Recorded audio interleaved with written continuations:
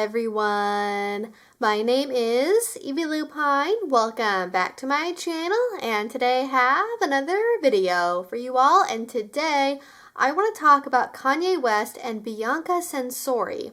And wait, I swear this channel is not turning into a pop culture internet tabloid. There is a good reason for why I want to cover this, and it's very relevant to the channel. Because it's recently come to my attention that some people are saying that the two's public behavior is an indication of some kind of BDSM relationship. Some are even going so far as to use it as an example of how DS dynamics can operate. So naturally, I wanted to investigate. Is that true? Are they doing BDSM? Is Kanye West now representative of kink in Hollywood?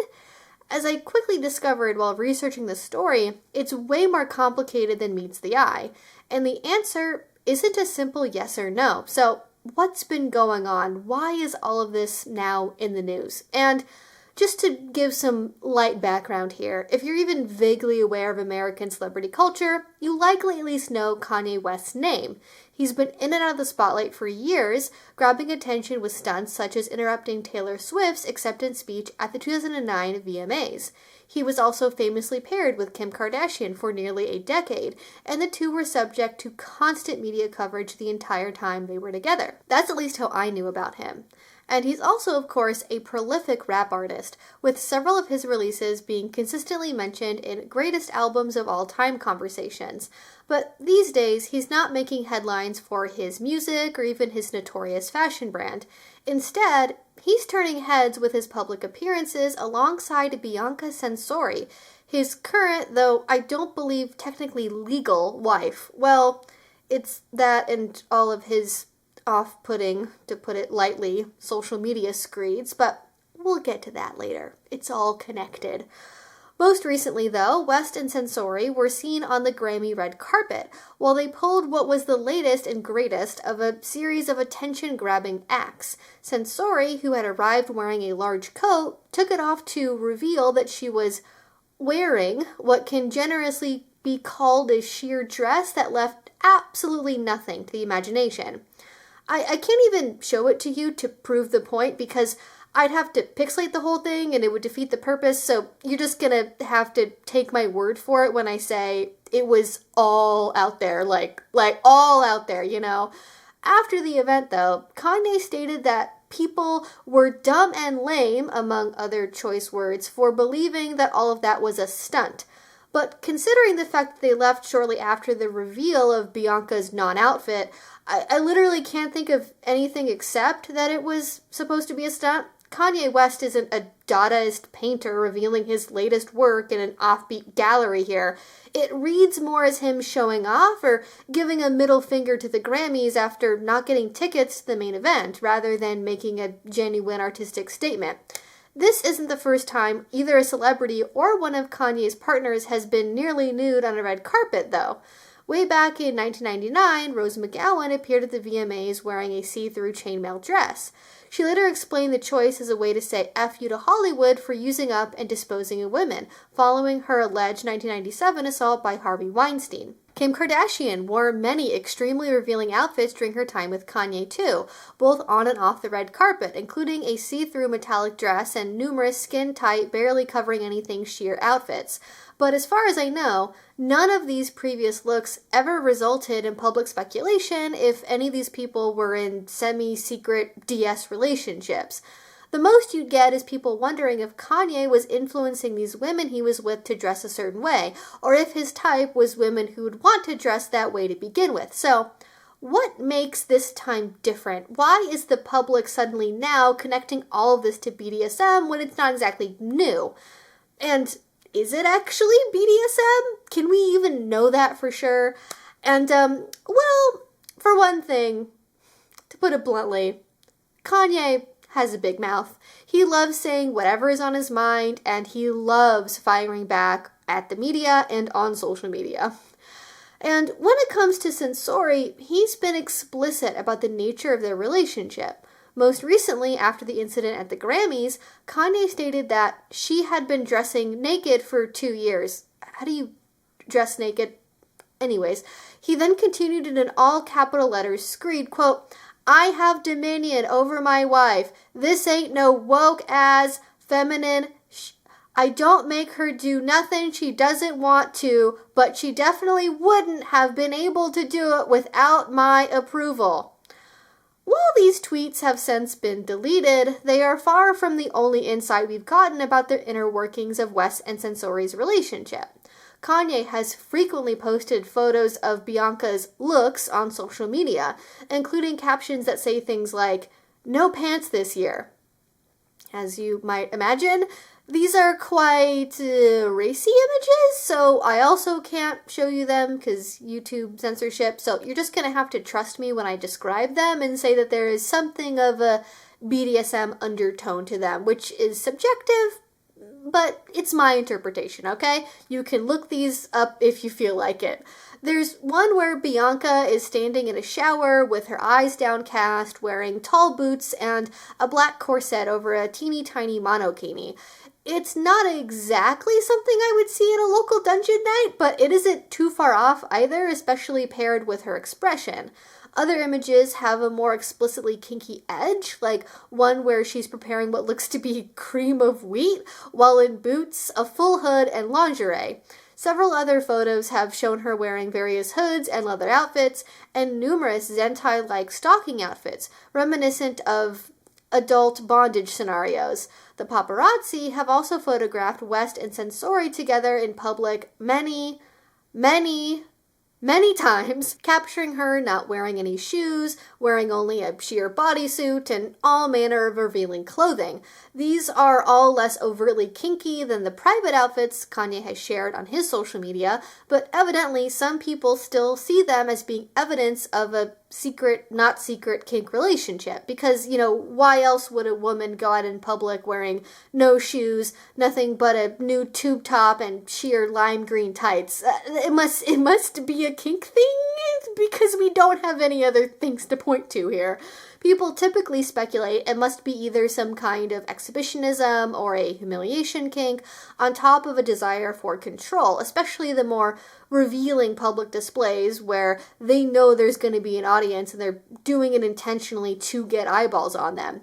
But before I get into whether or not I agree with any of those theories, there are a few more things we need to figure out first. Namely, what does Bianca think about all of this? Compared to some of Kanye's more recent exes, like Julia Fox and Kim Kardashian, Bianca has been relatively mum about her side of the equation.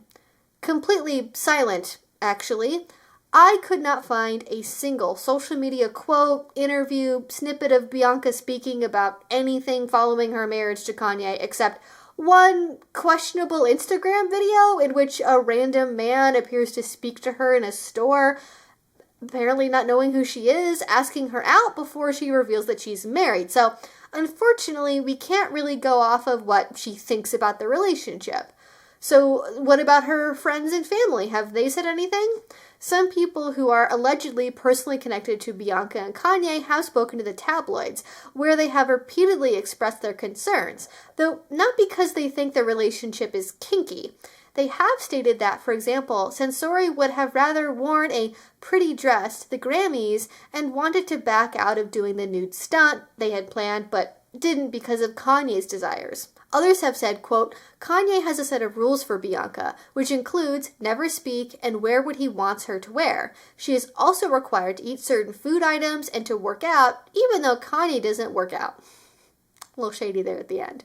From the beginning of the relationship, her friends appeared to have been worried. Quote, Bianca is stuck, and her friends are trying to save her, but no one can because of the blockades Kanye has put up around her. The pal claimed Sensori has, quote, no one in her life right now, and added, it is so scary. Yet others, especially those who have worked with Bianca and Kanye in the fashion industry, have indicated that she appears to have more agency in what's been going on. She, Bianca, has a lot of say in what she wants to wear. Everything Bianca is wearing is really from her and Ye's brain. It's worth highlighting, though, the phrase that source uses, that she has a lot of say, not that she is the one making decisions about what she wears for herself. Of course, all these statements should be taken with a giant grain of salt, considering that they're anonymous quotes from gossip rags. they do ring differently than the typical, they're fighting constantly, they're on the verge of divorce, they're having a secret baby nonsense you normally hear about from celebrity couples, though, at least to my ears. And because of quotes like these constantly floating around the media, alongside Bianca's lack of direct statements about how she feels and Kanye's other behavior online, a lot of people are saying that their public appearances aren't just attempts at grabbing the headlines, but evidence of abuse. Once again, somehow, we've got a celebrity situation in which the public isn't quite sure if what they're seeing is an example of a BDSM relationship or domestic violence being covered up with a kinky, edgy veil. For those who support the idea that this is a BDSM relationship, or at least fully consensual, they often point to the fact Censori is a highly educated woman.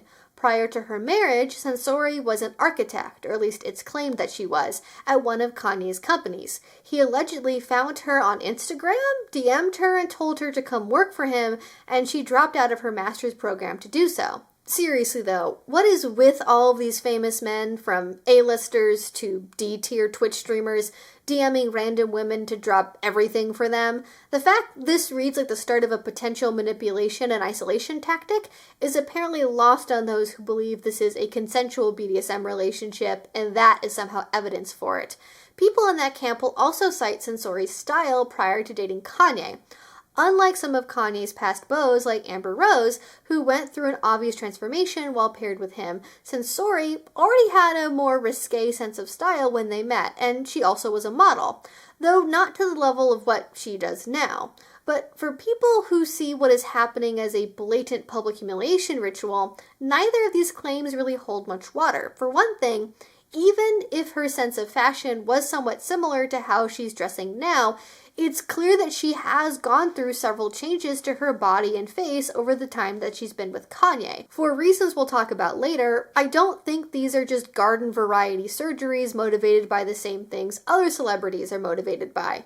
Has she been pressured by Kanye to get surgeries? It's possible. Julia Fox remarked that at one point when they were together, Kanye offered to get her a boob job simply because one of her outfits didn't fit right without it, for example.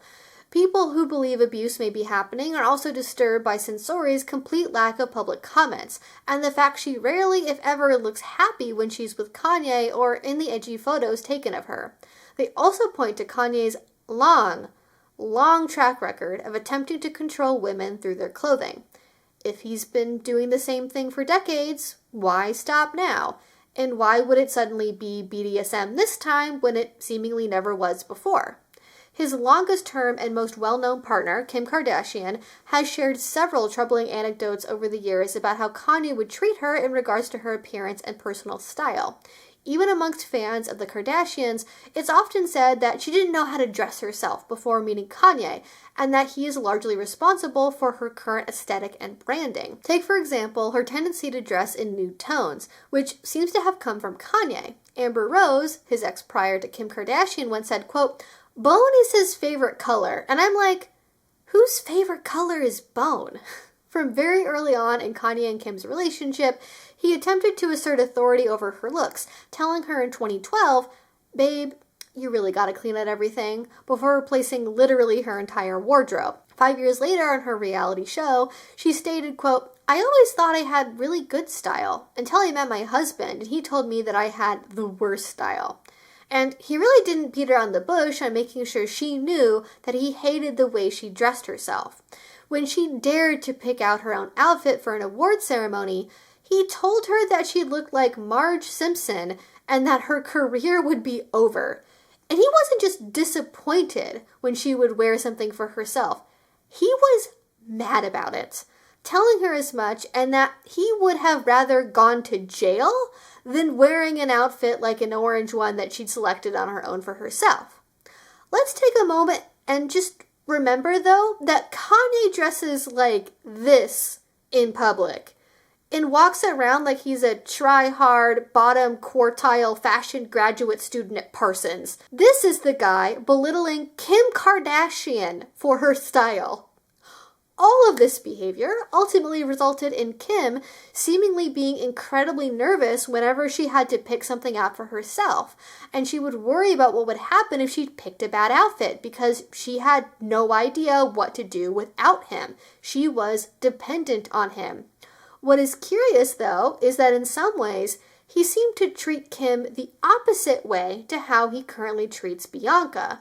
Whereas with Bianca, he's always pushing the envelope, having her wear less and less and less clothing in progressively more public places. With Kim, he often wanted her to rein it in the longer their relationship went on. After he'd already shaped her style to be skin-tight and revealing, of course. When Kim wore a beautiful crystal form-fitting dress and corset to the 2019 Met Gala, he was incensed, claiming, quote, "A corset is a form of underwear. It's hot. For who, though? You are my wife, and it affects me when pictures are too sexy." And that he was trying to break away from the need to have his spouse show off her body just like other girls. His comment seemingly implying that she ought to be sexy for his eyes only. Kim smartly reminded him, quote, "You built me up to be this sexy person and confident and all this stuff," before he left the conversation in a huff. But Kanye's controlling behavior around personal style didn't begin or end with Kim. He also played a similar role in his relationship with Julia Fox, who he dated for a short time after splitting with Kim. He very quickly replaced her entire wardrobe too, though at the time, like with Kim, she appreciated it, despite the fact it was a surprise, and she thought of it as a way to leave her entire past behind her. I think Julia is actually the inflection point where we see Kanye infuse more kink style into his wardrobe selections. The now actress infamously worked as a dominatrix when she was 18, seeing it as a way to escape the minimum wage work that she had been trapped in up to then. Following her stint in the industry, she remarked, quote, "It was very eye-opening, and I chose then and there that was how I wanted to live. I didn't want to be submissive to a man." This sentiment likely explains why her relationship with Kanye was so short-lived. But even though they weren't together long, the way he styled her still made headlines. Evaluating them now, they often seemed like less scantily clad prototypes for what was to come with Bianca, with lots of leather and odd footwear choices. While she still continues to have an offbeat style now, it's clearly dictated by her own taste and not by Kanye's preferences. Julia has since been much more direct about her thoughts about their relationship, saying that, quote, "He was the orchestrator of it all," and that he made the relationship public before she was ready, stating, quote, "I realized pretty quickly I was being used as a pawn." She also said that it felt like somewhat of a publicity stunt, where she was a prop for the musician to bring out in public, part of which was that he appointed a team to work on her wardrobe for her. And then, as a final example of this pattern, we have the aforementioned Amber Rose, who was with Kanye for about 2 years. When talking about the relationship, she recalls that she had always had a preference for bright colors like yellow and pink, and that Kanye always wanted her to dress in nudes. While he never went as extreme with her as he did with some of his other later partners, he still did seemingly have a say over what she wore, at least in part because of their original income and power disparity. When he wanted to dress her for an award show, she said, quote, "I was crying in the store. It was just shocking because I had been so poor my whole life." Eventually, by the end of their relationship, she was wearing colors and styles that were quite different from what she started with. I think all these interactions put together clearly show a dynamic at play. He doesn't want to help his partners really learn how to dress better, because that's not the point. He doesn't care about fashion as an art form or a tool for personal expression. He wants his partners to dress the way he wants them to dress. If he decides one day she's going to look like a super sexy video vixen, she's going to do that. If she should start being a buttoned up mom of 4, she's going to do that for him. Not because she wants it, not because it's true to who she is, but because of how it makes Kanye, and Kanye alone, feel. It'd be one thing if he was just a generous partner who wanted to use his wealth to help his partner find their ideal style that flattered them and suited their personality and the kind of attitude they wanted to project into the world, with the added bonus that all of that might also be attractive to him. It would even be acceptable if he had addressed it like, hey, would you like some fashion tips? Or how would you feel if I helped you expand your wardrobe? But Kanye doesn't seemingly roll like that, because then he wouldn't be in control. It's not about working with his partner seemingly, but about getting to control that part of their life. This could be for totally normal kink reasons. The transformation aspect of it is a powerful motivator for a lot of people, and many kinks center on being able to mold your partner consensually into something new or different. But it could also, in Kanye's case, have some more nefarious roots. If someone were to use personal style as an axis for coercive control, it would be a pretty sneaky way to go about that. Because, hey, if you have a super rich boyfriend who suddenly wants to drop 6 figures on a new wardrobe for you, why would you say no? It would seem ridiculous to many people to call that by itself an act of an abuser, but it very well could be. After all, style is highly personal, and when you are in the public eye, how you dress shapes how people perceive you. Usurping control that aspect of who someone is can be disruptive, and it can open cracks in someone's sense of self. It can also be used as a basis for negging and emotional manipulation, too. Think of how he treated Kim, telling her she was like a cartoon character, that he'd rather be in prison than wear what she picked out for herself, telling her that she was too sexy in public after telling her to dress that sexy in public for years. There was no way that she could ever really win, and the end result was paranoia and fear around clothing, instead of joy and genuine confidence.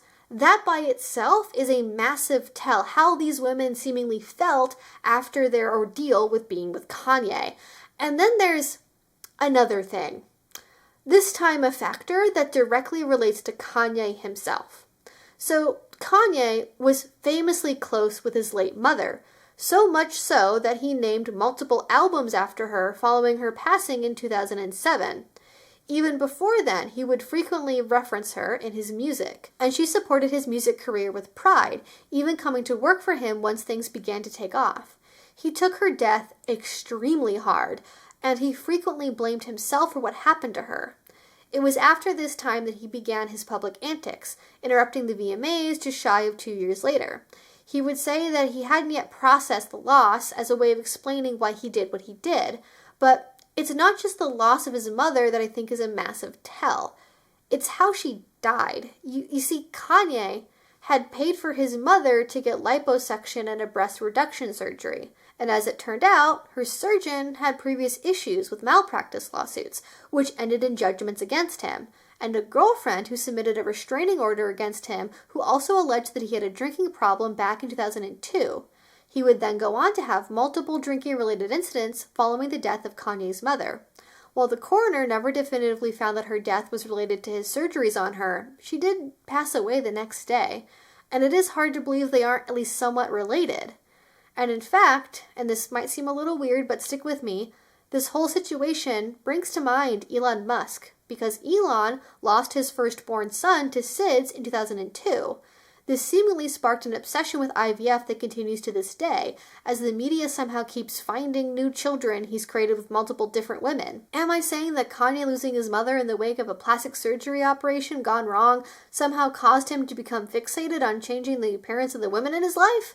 Which also just so happened to clearly start in 2008 with Amber Rose, the year after his mother's passing?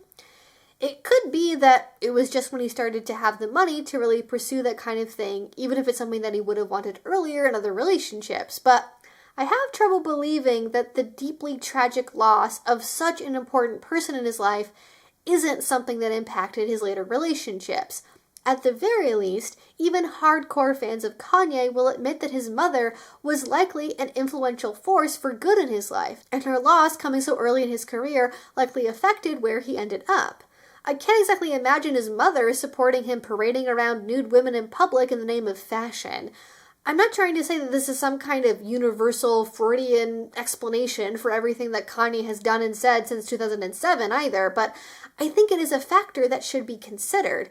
Even if it's not about transforming women through surgery, his seeming need for tight control and his proclivity towards what I will call maladaptive generosity, replacing how he used to dote on his mother, just seems too relevant to brush off entirely.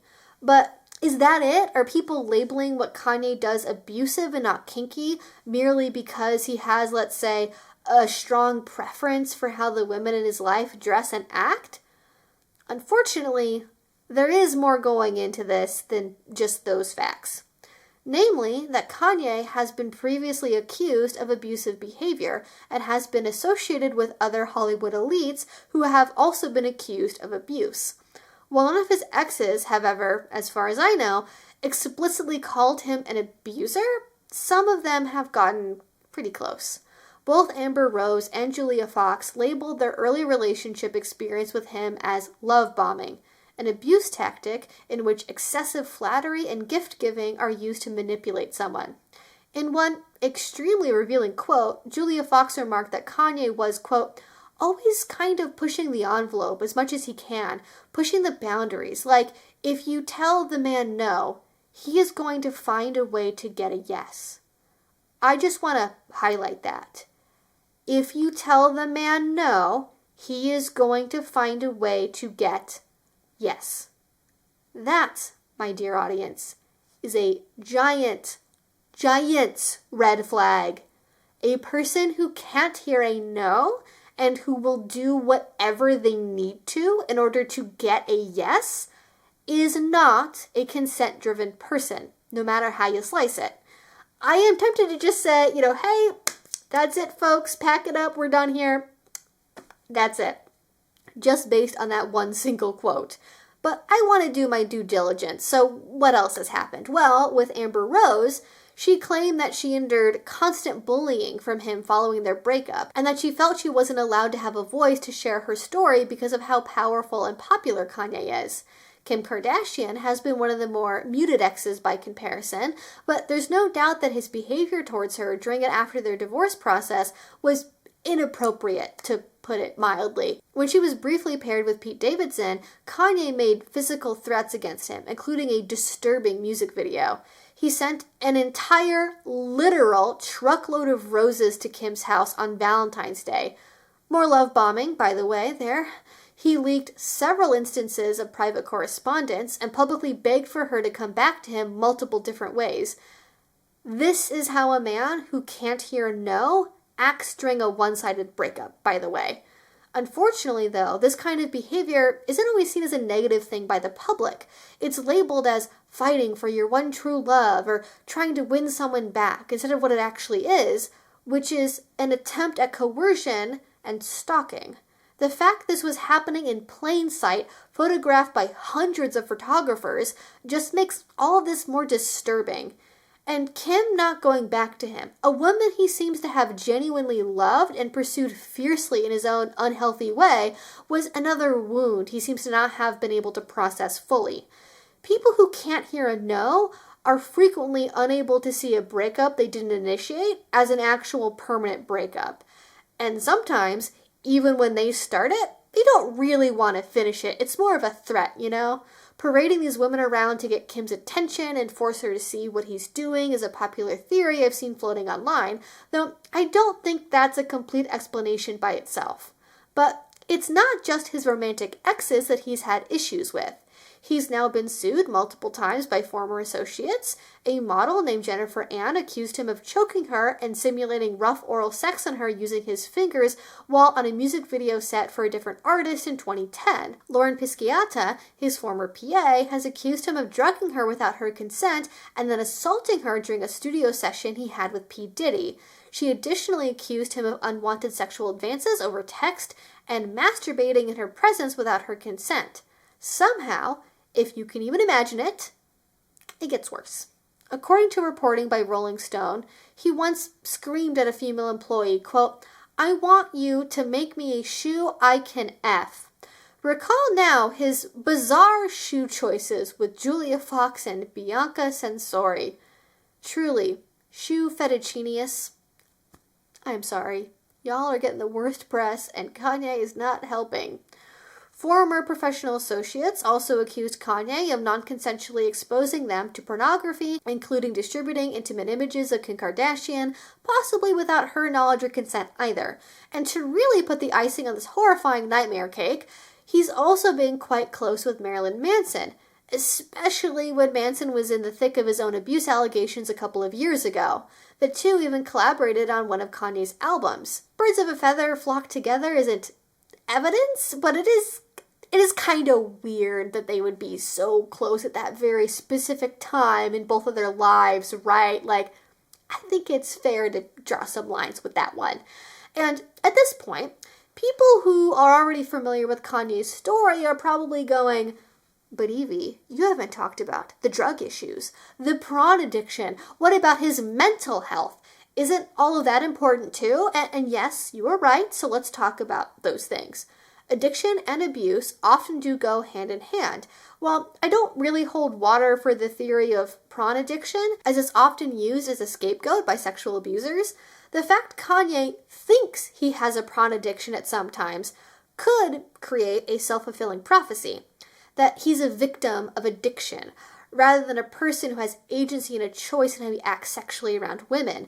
And therefore, he is less likely to feel responsible for what he does. You know, it's the classic, it's the addiction, babe. It's not really who I am. It's not me. It's prawn's fault. And that means he's less likely to change. Kanye doesn't just have a problematic relationship with adult content, though. In August of this year, Milo Yiannopoulos, yes, that Milo Yiannopoulos, I don't have time to get into it. I don't know anymore, y'all. I don't understand how they're connected. Milo became Kanye's chief of staff.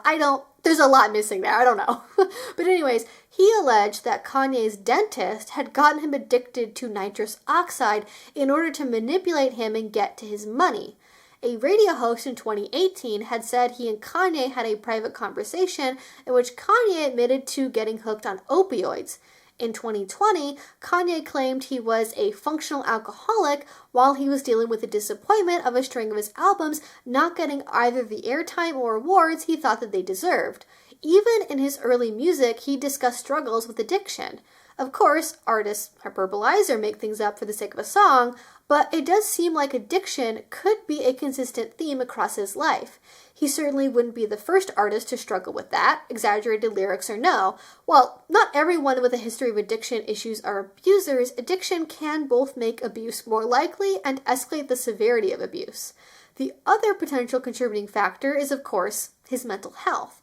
This is probably one of the most well-known things about Kanye West at this point in time. While he was originally diagnosed with bipolar disorder in the mid-2010s, he has very recently claimed that this was a misdiagnosis and that he actually is autistic.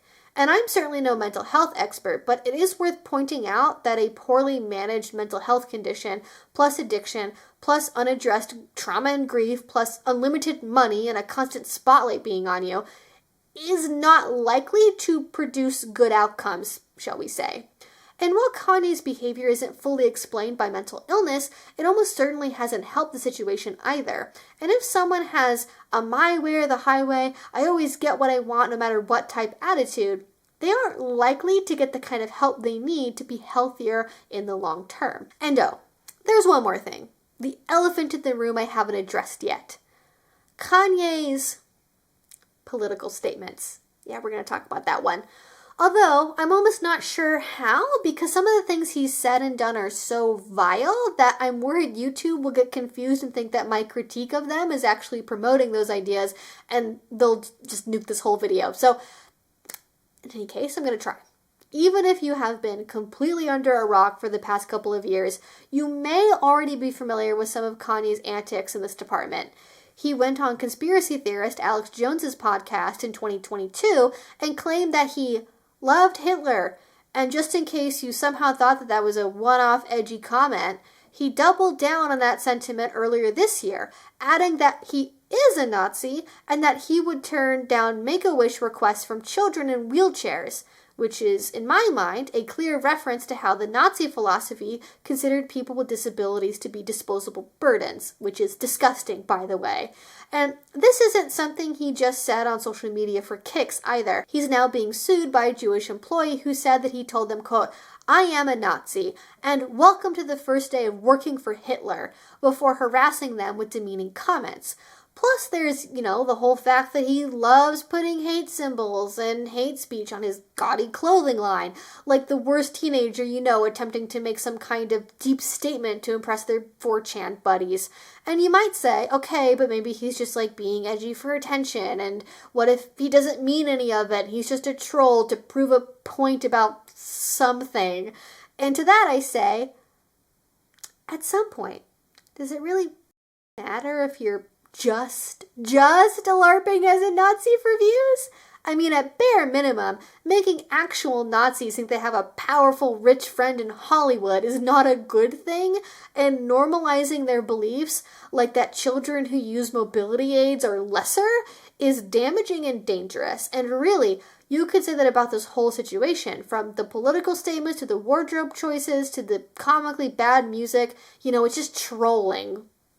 Okay, but that feels like way too simplistic of an explanation. It's not just that he's mentally unwell. It's not just that he's a contrarian at heart who can't hear a no. It's not just that he likes to get a rise out of people and craves any kind of attention. It's not just that he likes controlling women, or that he's grieving his mother's death, or that he struggles with addiction. It's all of those things mixed together into one potentially toxic soup. Because when you're looking at beliefs like Nazism, you have to keep in mind it's not just anti-Semitism. Fascist philosophies are also inherently ableist and misogynistic too, and each of those beliefs reinforce each other. If he believes in any degree of Nazism, he's not going to be a feminist who thinks women are equal. And nothing he has said or done in years has made it seem like he even claims to believe in equality anyways. I'm sure he loves the fact that far-right conservatives are also anti-abortion, and that they want to get rid of no-fault divorce. It would certainly have prevented the dissolution of his relationship with Kim Kardashian, so why wouldn't he promote those things? So yeah, even if Kanye doesn't believe in his heart of hearts that he's really a Nazi, it doesn't matter. Because playing around with those ideas like a costume in the way that he does still, in my opinion, makes you an immoral person at bare minimum. And that finally brings us back to the original question of this video, if you can even remember it at this point. Is Kanye West, Nazi, in a BDSM relationship with Bianca Censori, or is he abusing her? And my answer at this point might be a little surprising, because it is entirely possible that Kanye has somehow deluded himself into believing that his public use of Bianca is some kind of kinky humiliation ritual. Bianca herself could be totally into it. We don't know. She hasn't said anything. But even if they are privately labeling their relationship to themselves as being a BDSM thing, that doesn't actually mean that they are representative of BDSM or that they are following the tenets of our community. Abuse is also complicated.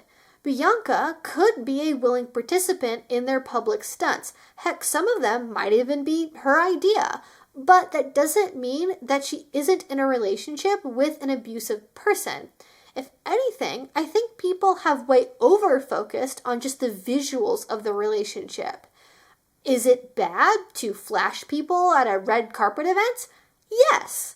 Is it disturbing to go to an upscale restaurant and make some poor waiter serve you while you're only in sheer lingerie?